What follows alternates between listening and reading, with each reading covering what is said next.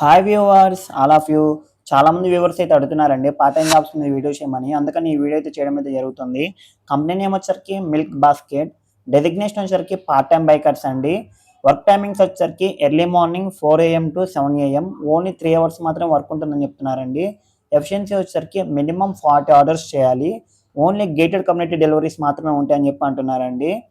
Payment వచ్చేసరికి weekly payment అని చెప్తున్నారు. లొకేషన్ వచ్చేసరికి సికింద్రాబాద్, బేగంపేట్, ముషీరాబాద్, ఎర్రగడ్డ అని చెప్తున్నారండి.